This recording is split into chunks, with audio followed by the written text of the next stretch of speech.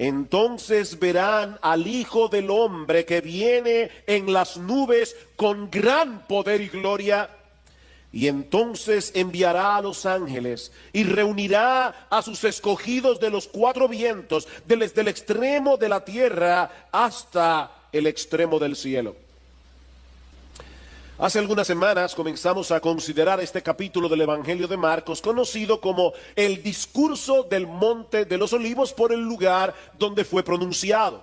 El Señor acaba de profetizar que en un lapso de tiempo relativamente breve, tanto la ciudad de Jerusalén como el templo serán completamente destruidos. Y es probable que en la mente de los discípulos un evento tan catastrófico no podía significar otra cosa que la llegada del fin del mundo. De ahí la pregunta que da lugar a este discurso y que Mateo recoge en su versión más completa. Dinos, ¿cuándo sucederá esto? Es decir, la destrucción de Jerusalén y del templo. ¿Y cuál será la señal de tu venida y de la consumación de este siglo?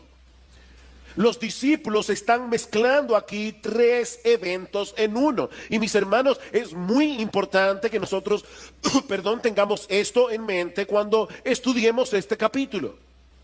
Ellos quieren saber cuándo será la destrucción de Jerusalén y del templo. Una pregunta de tiempo. Dinos cuándo sucederá esto, pero también quieren saber cuál será la señal que anticipe la segunda venida del Señor y el fin del mundo. Y es por eso que lo primero que Jesús les hace ver en los versículos 5 al 13 que estudiamos hace ya varias semanas, es que estos eventos no son concomitantes uno detrás del otro, sino que hay una extensión indefinida de tiempo entre el primer evento, la destrucción de Jerusalén, y los otros dos. Vean el versículo 5. Jesús comenzó a decirles: mirad que nadie os engañe, muchos vendrán en mi nombre diciendo yo soy el Cristo, y engañarán a muchos. Y cuando oigáis de guerras y de rumores de guerras, no os alarméis. Es necesario que todo esto suceda, pero todavía no es el fin. Hay un tiempo indefinido entre la primera venida de Cristo, la destrucción de Jerusalén, del templo, y la segunda venida. Y luego el Señor pasa a responder la primera parte de la pregunta sobre la destrucción de Jerusalén, mostrándoles cuál habría de ser la señal de que ese evento estaba a punto de ocurrir. Versículo 14. Mas cuando veáis la abominación de la desolación puesta donde no debe estar, el que lea, que entienda, entonces los que estén en Judea huyan a los montes. En el pasaje paralelo, en Lucas capítulo 1, versículo 20, el Señor es más claro aún. Dice: pero cuando viereis a Jerusalén rodeada de ejércitos, sabed entonces que su destrucción ha llegado.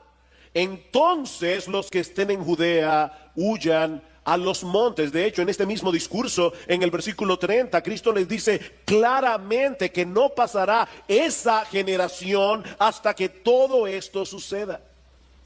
Como vimos hace unas semanas atrás, en abril del año 70 después de Cristo, dentro de ese rango de tiempo, de esa generación, el general Tito, hijo del emperador Vespasiano, sitió la ciudad de Jerusalén, arrasándola por completo en septiembre de ese mismo año. Y tal como lo había profetizado Jesús, en el templo no quedó una piedra sobre otra que no fuera derribada.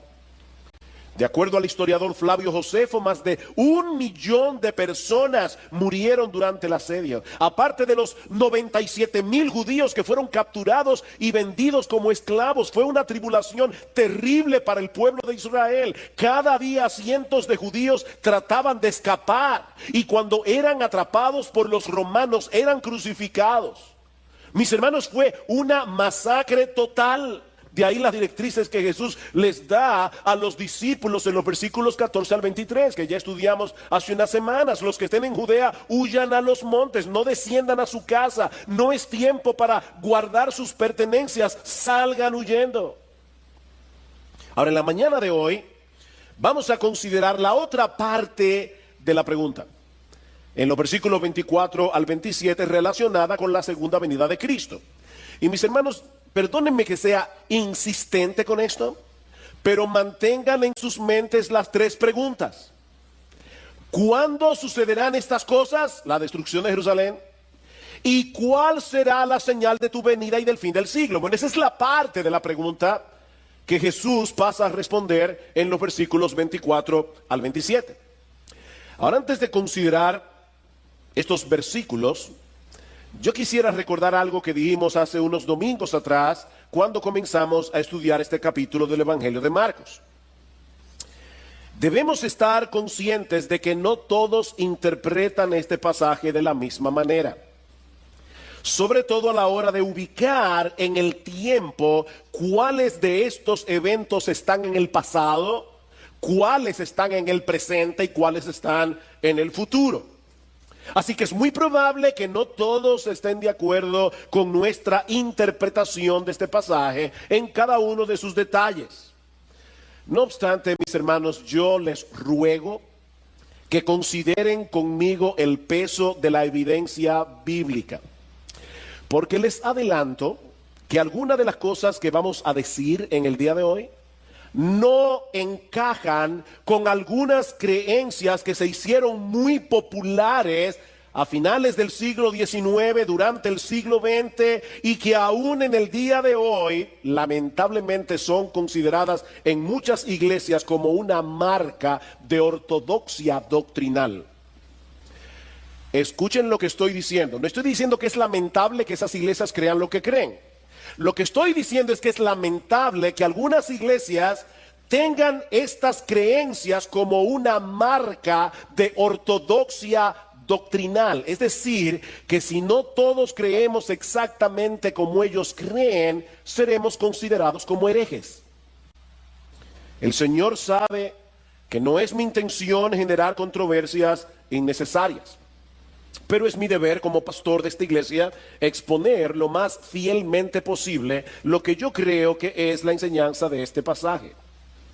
Ahora, debo decir también que gracias al Señor, la mayoría de los creyentes estamos de acuerdo en el aspecto más importante de este discurso. Y es en el hecho de que algún día nuestro Señor Jesucristo regresará en gloria y en poder para compartir esa gloria con los suyos por los siglos de los siglos. Podemos diferir en detalles, pero en eso, gracias al Señor, la mayoría estamos de acuerdo. Habiendo hecho esta aclaración, veamos en primer lugar el tiempo indefinido de la segunda venida de Cristo. Vean una vez más el versículo 24. Pero en aquellos días, después de esa tribulación, versículo 26, entonces verán al Hijo del Hombre que viene en las nubes con gran poder y gloria. Como hemos dicho ya, en cuanto a la destrucción de Jerusalén, ellos preguntaron cuándo sucederá esto. En cuanto a la destrucción de Jerusalén, el Señor les da algunas pistas muy claras en el sermón del Monte de los Olivos. Pero mis hermanos, en cuanto a la segunda venida de Cristo, el asunto es muy diferente.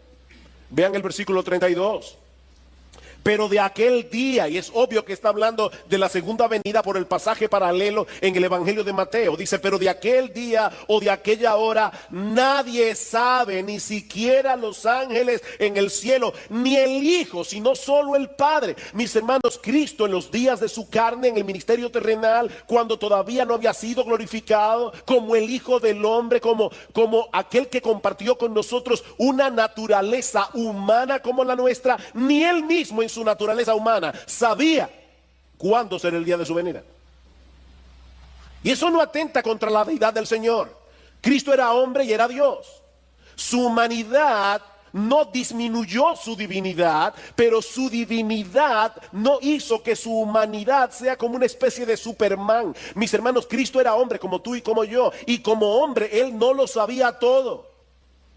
Y él está diciendo aquí claramente, el día y la hora, ni el Hijo del Hombre lo sabe. Así que si ustedes escuchan a una persona, como han salido muchos en los últimos tiempos, poniendo fechas acerca de la venida de Cristo, mis hermanos, no los escuchen. Esas personas están diciendo tener un conocimiento mayor que el que tenía Cristo en su ministerio terrenal. Nadie lo sabe. Versículo 33, estad alertas, velad, porque no sabéis cuándo es el tiempo señalado. No sabéis. Y en Mateo 24, Cristo es todavía más explícito. Dice, no sabéis cuándo vendrá el Hijo del Hombre. Mis hermanos, esta enseñanza no puede ser más clara. Es imposible establecer con precisión el tiempo de la segunda venida.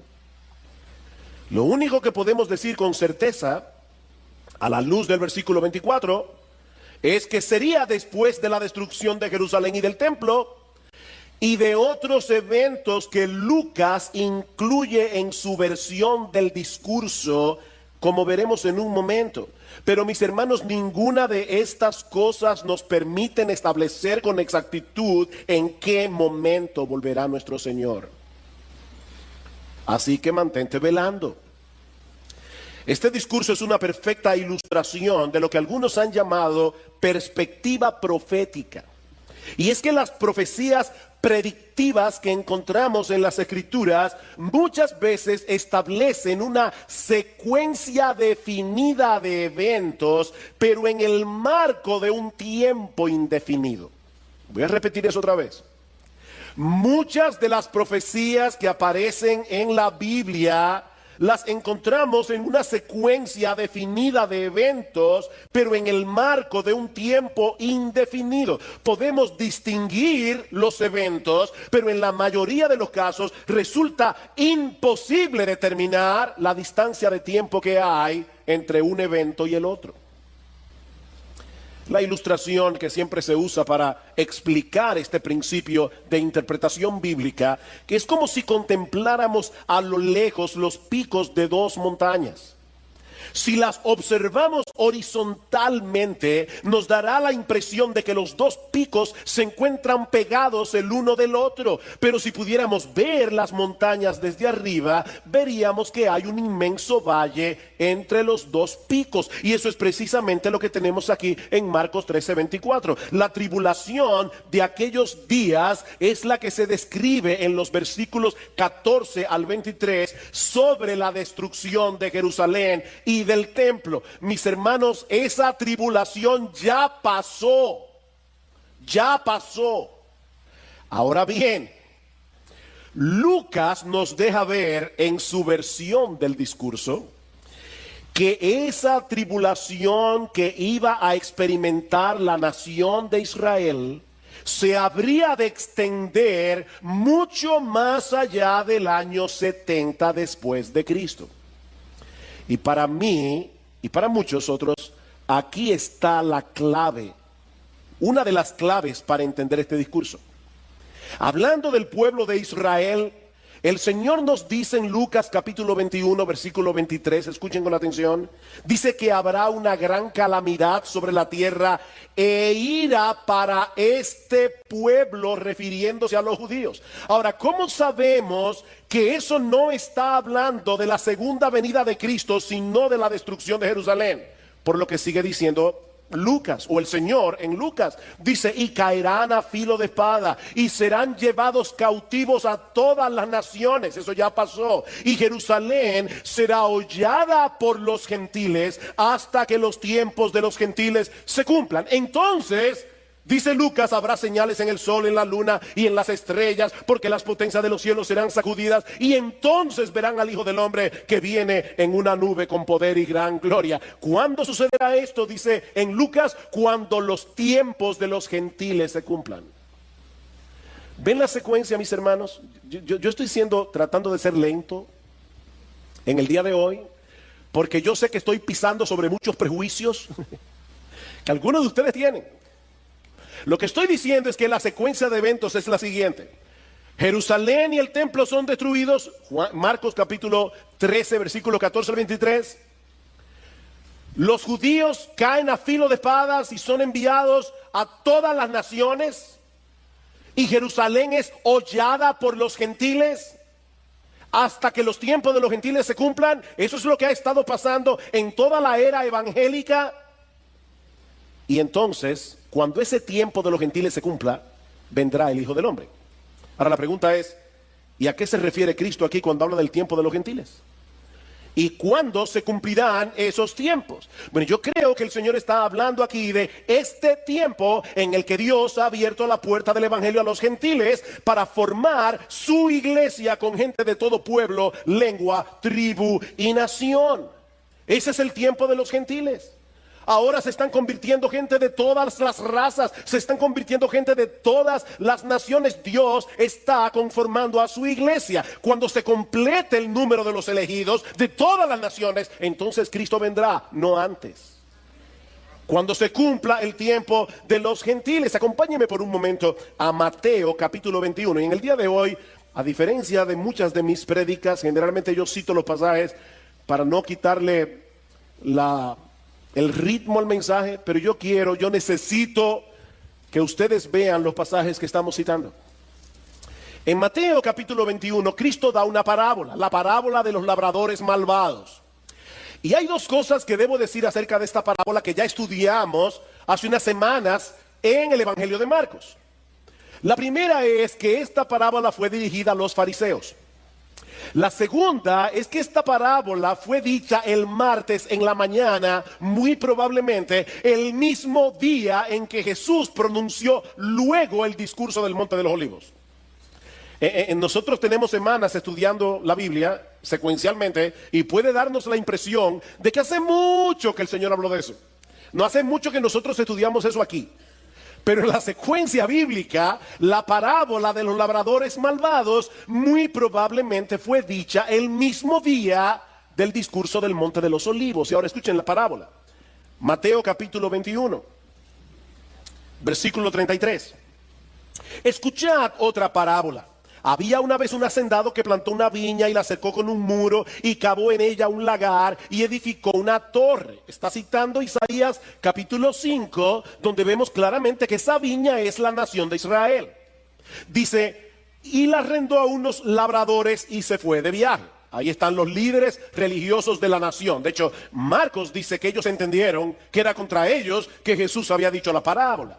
Y cuando se acercó el tiempo de la cosecha, envió sus siervos a los labradores, los profetas, para recibir sus frutos. Pero los labradores, tomando a los siervos, a unos lo golpearon, a otros lo mataron y a otros lo apedrearon. Volvió a mandar a otro grupo de siervos, mayor que el primero, y le hicieron lo mismo. Finalmente les envió a su hijo, diciendo, respetarán a mi hijo. Pero cuando los labradores vieron al hijo, dijeron entre sí, este es el heredero. Venid, matémoslo y apoderémonos de su heredad. Y echándole mano, lo arrojaron fuera de la viña y lo mataron. Jesús murió fuera de Jerusalén.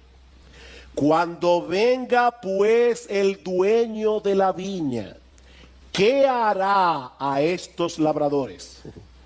Y ellos dijeron, llevará a esos miserables a un fin lamentable y arrendará la viña a otros labradores que le paguen los frutos a su tiempo. Jesús les dijo, ¿es que nunca leísteis en las escrituras la piedra que desecharon los constructores? Esa en piedra angular se ha convertido. Esto fue hecho de parte del Señor y es maravilloso a nuestros ojos. Por eso os digo que el reino de Dios os será quitado y será dado a una nación que produzca sus frutos.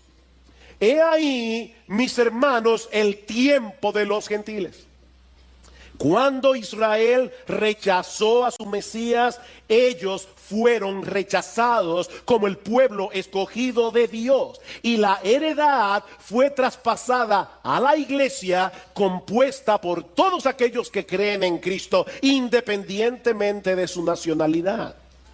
Ahora, eso no quiere decir que Dios haya rechazado por completo al pueblo de Israel, como demuestra Pablo en Romanos capítulo 11. No, Dios siempre se ha reservado un remanente en todas las épocas, dice Pablo, un remanente escogido por gracia, que son injertados en la iglesia, como luego dice Pablo en Romanos capítulo 11, versículos 17 al 24. A través de todas las épocas se han estado convirtiendo judíos. Pero mis hermanos, ellos no pertenecen a una categoría especial. Ellos no pertenecen a una élite dentro del pueblo de Dios, sino que vienen a formar parte de ese pueblo de Dios, del nuevo pacto compuesto por judíos y gentiles. Entonces, cuando el tiempo de los gentiles se cumpla, y todos los gentiles escogidos y todos los judíos escogidos se conviertan, entonces verán al Hijo del Hombre que viene en las nubes con gran poder y gloria. Es por eso que hablamos del tiempo indefinido de la segunda venida, porque nosotros no sabemos en qué momento preciso de la historia se completará el número de todos los judíos y gentiles que se convertirán al Señor. ¿Recuerdan ustedes lo que dice el apóstol Pedro en 2 de Pedro capítulo 3, versículos 3 al 4, que en los postreros días vendrán burladores diciendo, ¿y cuándo es que viene el Señor? Porque yo veo que ustedes los evangélicos están todo el tiempo diciendo, Cristo viene, Cristo viene, Cristo viene. Han pasado 2000 años y nada ha sucedido. Y dice Pedro en el capítulo 3, versículo 8, el Señor, lo que ustedes tienen por tardanza es que el Señor está esperando que se conviertan todos sus elegidos. Entonces vendrá el Señor. Ya Cristo había dicho en Marcos capítulo 13 versículo 10 que el evangelio debía ser predicado a todas las naciones. Y Mateo añade en Mateo capítulo 24 versículo 14 que luego que el evangelio sea predicado en todas las naciones, entonces vendrá el fin. Entonces vendrá el fin. Pero mis hermanos, nadie puede saber con precisión cuándo esa tarea ya ha sido completada. De manera que es imposible determinar cuándo volverá nuestro bendito Señor y Salvador. El tiempo indefinido de su segunda venida. Lo segundo que vemos en este pasaje de Marcos 13 es la conmoción celestial que acompañará la segunda venida. Versículo 24. Marcos capítulo 13, versículo 24. Pero en aquellos días, después de esa tribulación, el sol se oscurecerá, la luna no dará su luz, las estrellas irán cayendo del cielo y las potencias que están en los cielos serán sacudidas. Esta conmoción celestial que el Señor está describiendo aquí aparece en varios pasajes del Antiguo Testamento para describir el juicio de Dios sobre las naciones paganas, como Egipto, Babilonia. Eso lo podemos ver en Isaías capítulo 13, versículos 9 al 10, Isaías capítulo 34, versículos 4 al 5, Ezequiel capítulo 32. Hay otros pasajes en Joel, en Amós, que usan este mismo lenguaje. Es por eso que algunos se preguntan si debemos interpretar estas palabras en forma literal, o si Jesús está usando aquí un lenguaje apocalíptico para señalar el juicio que sufrirán los incrédulos en su segunda venida. Mi posición personal con respecto a esto es que no hay duda alguna de que la venida del Señor será de bendición para unos y de juicios para otros, como veremos en un momento. Pero yo creo que este lenguaje que usa Jesús en el discurso del Monte de los Olivos describe una convulsión celestial que acompañará su segunda venida. Una y otra vez la Biblia describe este evento con un lenguaje muy similar, aún en pasajes en los que no parece que el autor esté hablando en una forma figurada. Vayan conmigo a Segunda de Pedro. Segunda de Pedro capítulo 3. En estos días hubo un eclipse solar, el eclipse solar del siglo. Y todo el mundo estaba atento al famoso eclipse. Bueno, escuchen cómo Pedro describe el día del Señor, es decir, el día de la venida de Cristo. Ese es el contexto, ¿verdad? Vendrán burladores diciendo, ¿y cuándo es que viene Jesús? Y Pedro ya dijo, amados, no ignoréis esto, que para el Señor un día es como 1000 años como un día. El Señor no se tarda en cumplir su promesa. ¿Cuál promesa? La promesa de la segunda venida. Según algunos la entienden por tardanza, sino que es paciente para con vosotros, no queriendo que nadie perezca, sino que todos vengan al arrepentimiento. Pero el día del Señor vendrá como ladrón. en el cual los cielos pasarán con gran estruendo, los elementos serán destruidos con fuego intenso, y la tierra y las obras que en ella hay serán quemadas. Puesto que todas estas cosas han de ser destruidas de esta manera, ¿qué clase de personas no debéis ser vosotros en santa conducta y en piedad, esperando y apresurando la venida del día de Dios, en el cual los cielos serán destruidos por fuego, los elementos se fundirán con intenso calor? Pero según su promesa, nosotros esperamos nuevos cielos y nueva tierra, en los cuales mora la justicia. Los cielos pasarán. Mi hermano, si Dios hizo el mundo, el universo entero, en 6 días, ¿cuál es el problema de que en unas horas, cuando el Señor Jesucristo regrese en gloria, todas esas cosas sean deshechas? Ahora, noten lo que Pedro está diciendo. Este mundo será destruido. Qué estupidez es la nuestra cuando ponemos nuestra esperanza aquí. ¿A alguno de ustedes se le ocurre poner su dinero en un banco que ustedes saben con toda seguridad que va a quebrar? Mis hermanos, este mundo va a quebrar, eso es lo que Pedro está diciendo. Este mundo será destruido. Ahora, obviamente, este es el tipo de cosas que nosotros vamos a entender plenamente después que sucedan. Y nosotros lo veremos en panorámica.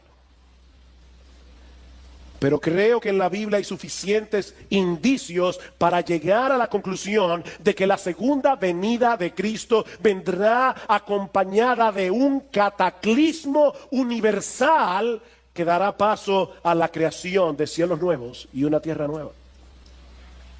Estamos a la espera, mis hermanos, del cumplimiento de esa promesa.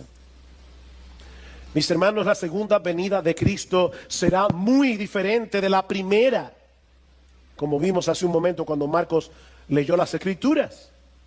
Cristo nació humildemente en una oscura aldea de Palestina, rodeado de animales, en un sucio establo de Belén, y luego murió en debilidad en una cruz romana, pero su regreso no será así.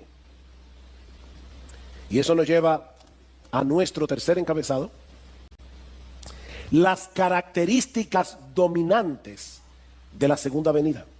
Marcos capítulo 13, una vez más. Marcos capítulo 13, versículo 26. Entonces verán al Hijo del Hombre que viene en las nubes con gran poder y gloria. Hay 3 cosas aquí a las que quiero llamar vuestra atención. La primera es que la venida de Cristo es personal. Hay personas muy esotéricas que hablan como de una venida fantasmal. Sí, Cristo viene a la vida de todos. El Cristo, el Maestro. No. Aquí estamos hablando de la venida del Hijo del Hombre. Verán al Hijo del Hombre. Y es una expresión que Jesús usó frecuentemente en los evangelios para hablar de sí mismo. Ahora, mis hermanos, no olviden que nos encontramos en medio de la semana de la Pasión, apenas 3 días antes de su crucifixión. Ya Cristo había anunciado a los discípulos en Marcos capítulo 10, versículo 33, lo que iba a sucederle al final de esa semana. He aquí, subimos a Jerusalén, y el Hijo del Hombre será entregado a los principales sacerdotes y a los escribas, y le condenarán a muerte, y le entregarán a los gentiles, y se burlarán de él, y le escupirán, le azotarán, le matarán, y 3 días después resucitará. El Señor sabía que todo esto iba a suceder, pero ahora está profetizando que ese mismo Hijo del Hombre, que sería llevado a la cruz en debilidad, del cual harían burla los hombres, no solo se levantará de los muertos, sino que algún día regresará a la tierra sobre las nubes del cielo con poder y gran gloria. Mis hermanos, el mismo Jesús que murió, el mismo Jesús que resucitó, el mismo Jesús que ascendió a los cielos, el mismo Jesús que está sentado a la diestra del Padre, ese mismo Jesús regresará. En Hechos capítulo 1 dice que después que el Señor resucita, se queda con los discípulos 40 días hablándoles del reino de Dios.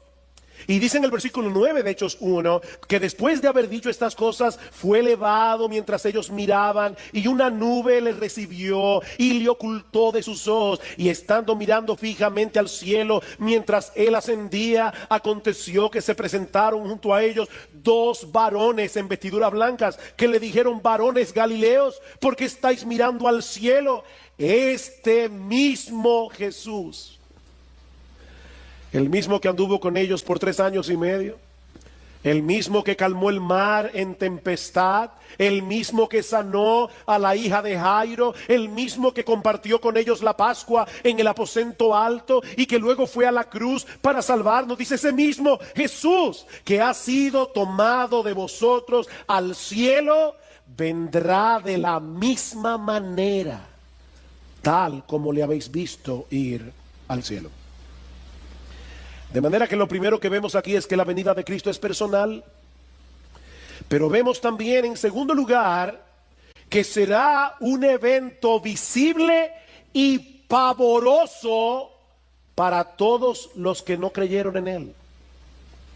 Mis hermanos, la venida de Cristo será gloriosa para nosotros, pero la segunda venida de Cristo será un evento pavoroso para todos los que no creyeron en Él. Mateo dice en Mateo 24: todas las tribus de la tierra harán duelo. ¿Ustedes se imaginan las personas burlándose de Cristo? Las personas mofándose del Evangelio. Y de repente se escucha este estruendo en los cielos. Y en un segundo el universo entero se entera de que Jesús es el Señor. Dice: harán lamentación, dice en Juan en Apocalipsis capítulo 1 versículo 7, que todo ojo le verá. La venida de Cristo no es secreta, mis hermanos. Todo ojo le verá, aún los que le traspasaron, y todas las tribus de la tierra harán lamentación por él. Cristo fue burlado, golpeado cruelmente, escupido, condenado a morir en una cruz romana en su primera venida. Pero mis hermanos, en su regreso en gloria, nadie se burlará. Apocalipsis capítulo 6. Y quédense allí con el dedo en Marcos.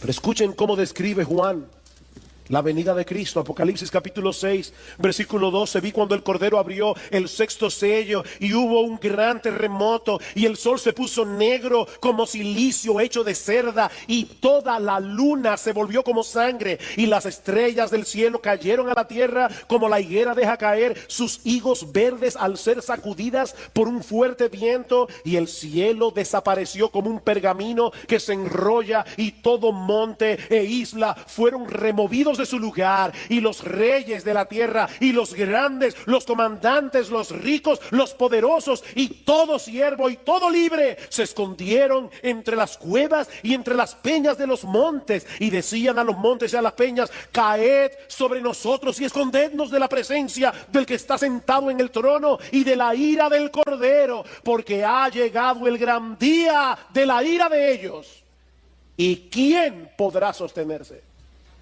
¡Wow! La ira del Cordero. Sí, Cristo murió en la cruz como un cordero manso, pero cuando Cristo regrese en gloria, nadie se burlará. Será un evento pavoroso para aquellos que no creyeron en Jesús. Pero vemos también, en tercer lugar, que la segunda venida de Cristo será gloriosa.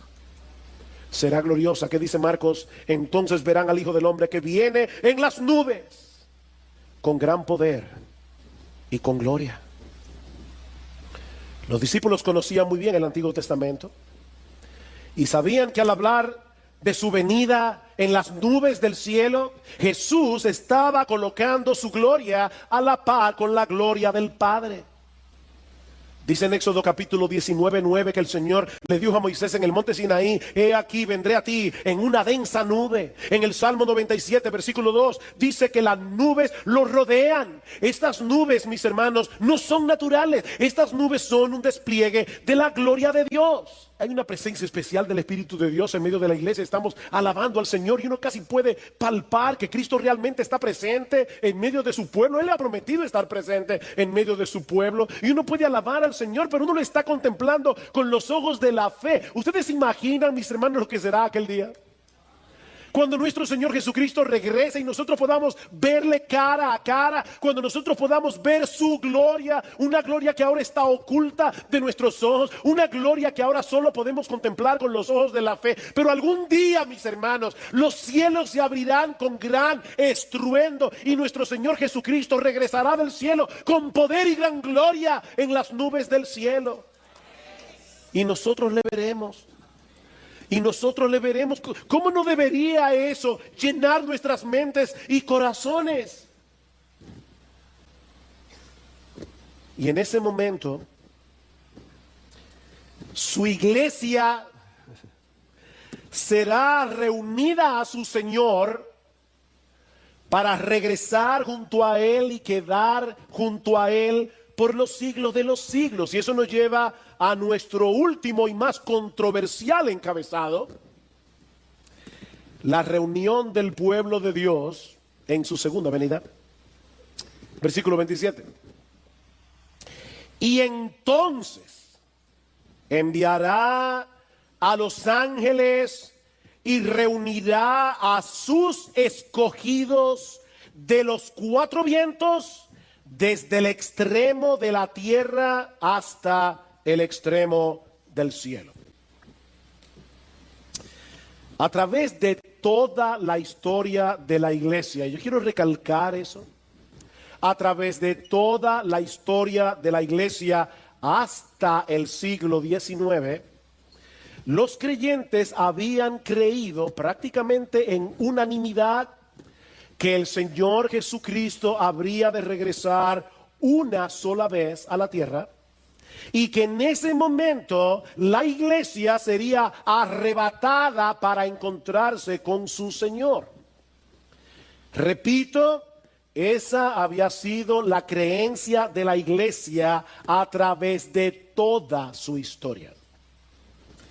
Pero en el siglo XIX surgió una creencia nueva que luego vendría a ser muy popular debido a la proliferación de una Biblia anotada por un abogado y pastor llamado Ciro Ingerson Scofield, publicada en el año 1909, y que sostenía la postura de una venida de Cristo en dos partes: una secreta antes del inicio de una tribulación que, según esta creencia, duraría 7 años, y una pública inmediatamente después de esa tribulación. En esa primera parte de la segunda venida, la parte secreta, la iglesia sería arrebatada para no pasar por la gran tribulación, mientras que en la segunda etapa de la segunda venida habría de ocurrir todo lo que hemos estudiado hoy en el discurso del Monte de los Olivos. Según esta posición teológica, conocida como rapto pretribulacional, los elegidos de los que se habla en el versículo 27 son los judíos que supuestamente se van a convertir durante ese periodo de tribulación. Esta creencia ha venido a ser tan popular que incluso ya se han filmado varias películas con este tema. Hollywood siempre trata de sacarle partido a las cosas sensacionalistas. Una de esas películas se filmó en el año 2015, titulada Dejados Atrás, protagonizada nada más y nada menos que por Nicolas Cage, un actor de Hollywood sumamente conocido. Ahora, de nuevo quiero volver a decir lo que decía al principio. Mis hermanos, yo no quiero generar controversias innecesarias con este mensaje, y mucho menos ser ofensivo con todos aquellos que creen en una segunda venida en dos etapas y en un rapto pre-tribulacional. De hecho, nosotros mismos venimos de esa tradición. Eso creía nuestra iglesia hace muchos años atrás, porque eso fue lo que aprendimos en la iglesia donde conocimos al Señor hace 40 años. Sin embargo, creemos que la evidencia del Nuevo Testamento apunta hacia la segunda venida como un solo evento en el que la iglesia, formada por judíos y gentiles que han creído en Cristo, saldrán al encuentro de su Señor, mientras que los incrédulos recibirán juicio y condenación.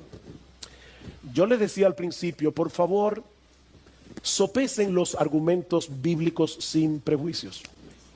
Una doctrina no es falsa por ser novedosa, de la misma manera que una doctrina no es verdadera por ser antigua.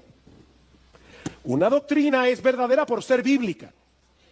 Ahora, cuando hay una doctrina que sale nueva, y esta doctrina del rapto pretribulacional es relativamente nueva, nosotros tenemos que preguntarnos, ¿realmente durante 19 siglos nadie en la iglesia vio esto?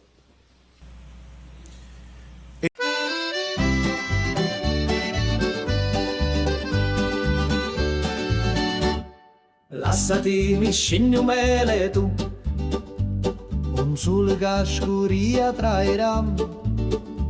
Mi dissi vieni con me stasera, una sera che pari a magia, una cantina che durava musto, lo cuore mio, gli incidetti tutto.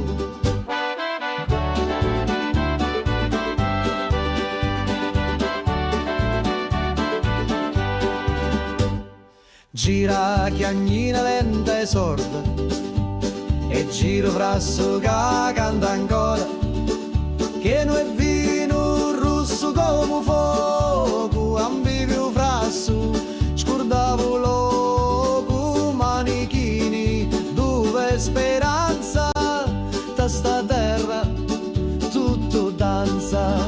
Prega Maria che faccio milico, mi persi sotto i panni rossi, c'era una croce fatta d'olivi, mi dai sopra senza scusa. Prega Maria, non saccio più, se era morio era tabù. Ammuzzo tutto frasso, scioglieva cori come passo. C'era notte in vento, con una luna appesa senza pentimento. Una voce mi chiamava tu funno, scendi ancora un perdi sto mondo. Da cantina il tempo si ferma, ogni goccia è storia eterna. Cutti a me lato, cutti a me cori, sti stidi cacciato non mori. Scuro fora, ma luci dentro, a voci to, sempre mi senta. Prega Maria che faccio milico, mi persi sotto i panni rossi, c'era una croce fatta d'olivi, mi dai sopra senza scusa. Prega Maria, non saccio più, se era morio era tabù. Lasciati mi scegno mele tu, ogni volta, ogni giornata, a te attorno in ta cantina, con vino speranza e una picca rovina.